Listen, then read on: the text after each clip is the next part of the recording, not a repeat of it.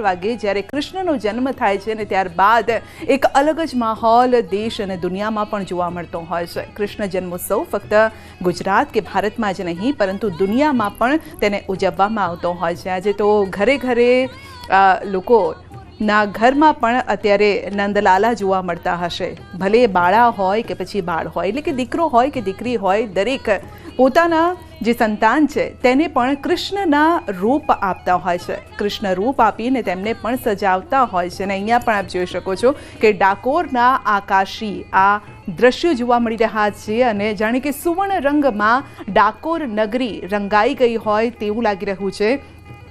સુશોભિત કરવામાં આવ્યો છે, રોશનીથી જગમગી રહ્યું છે ડાકોરનું આ મંદિર। તો ડાકોરના ઠાકોર કહેવામાં આવતા હોય છે। તો આસપાસ ભક્તોનો જમાવડો પણ છે અને દિવસભર આજે ભક્તો કૃષ્ણ મંદિરમાં જતા જોવા મળ્યા, કૃષ્ણ ભક્તિમાં અને કૃષ્ણ રંગમાં રંગાયેલા જોવા મળ્યા છે।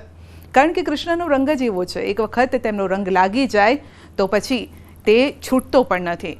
તો ડાકોરથી જ આપને સીધો અહેવાલ બતાવીશું, અમારા સહયોગી પણ ડાકોર મંદિરમાં ઉપસ્થિત છે।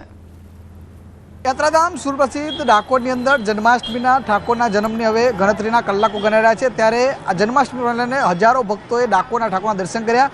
ત્યારે મારી પાછળ તમે જે મંદિર જોઈ શકો છો, અત્યારે મંદિર અલગ અલગ રોશનીથી જરૂરી છે।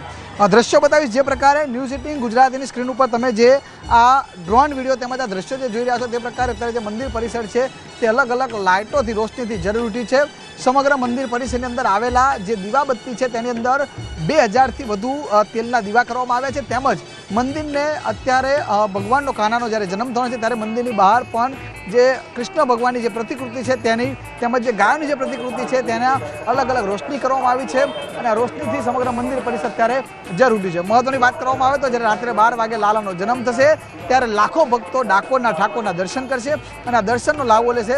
ત્યારે આ જે મંદિર પરિસર છે તે અલગ અલગ રોશનીથી જરૂરી છે અને અત્યારે જે પ્રકારે કહી શકાય કે તેના આકાશી દ્રશ્યો પણ તમે ન્યૂઝ 18 ગુજરાતીની આ સ્ક્રીન ઉપર પણ જોઈ શકો છો અને આ મંદિર અલગ અલગ રોશની જરૂરતા ભક્તો પણ તેનો અનેરો આનંદ અત્યારે લઈ રહ્યા છે।